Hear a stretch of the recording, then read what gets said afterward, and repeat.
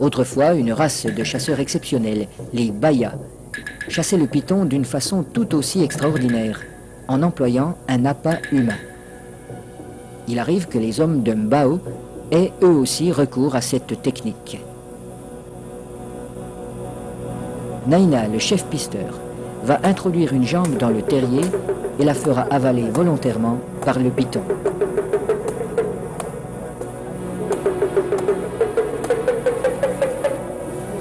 Il est indispensable de posséder le remède qui a été fourni par le sorcier. Cette mystérieuse préparation, à base d'herbes et de racines écrasées, n'a pas qu'un effet psychologique. Elle a le pouvoir d'attirer le serpent tout en protégeant la jambe du pisteur. Le remède agit encore comme un lubrifiant. En imprégnant un tissu qui entoure la jambe, il facilite sa pénétration dans la gueule du reptile.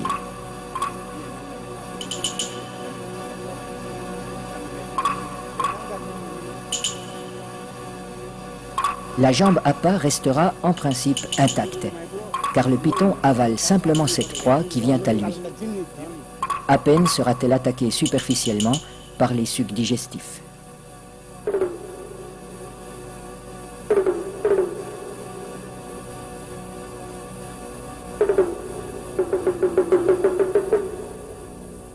Cette chasse n'est pas sans risque. Un python particulièrement puissant pourrait entraîner l'homme dans son repère. La jambe restée à l'extérieur limite ce danger, mais le pisteur court le risque d'être désarticulé.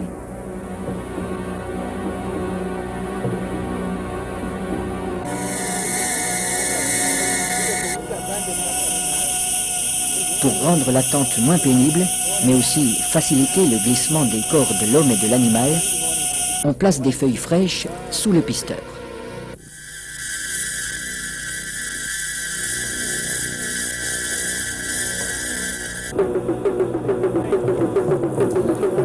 Sa jambe est déjà avalée au-delà du genou quand il commande qu'on le tire en arrière.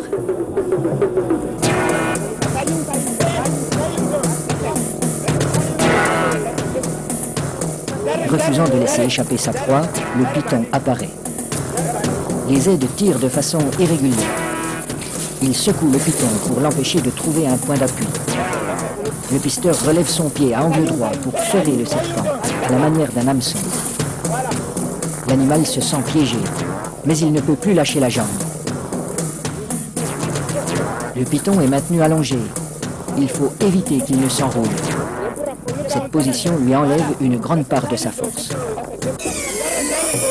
Pour dégager sa jambe, Naina déchire la gueule du python au couteau.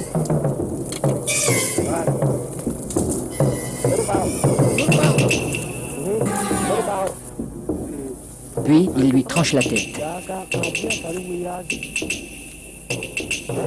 Les autres pisteurs relâchent progressivement le serpent. Dans un premier temps, le corps décapité reste inerte. Puis apparaissent des ondulations nerveuses de plus en plus puissantes.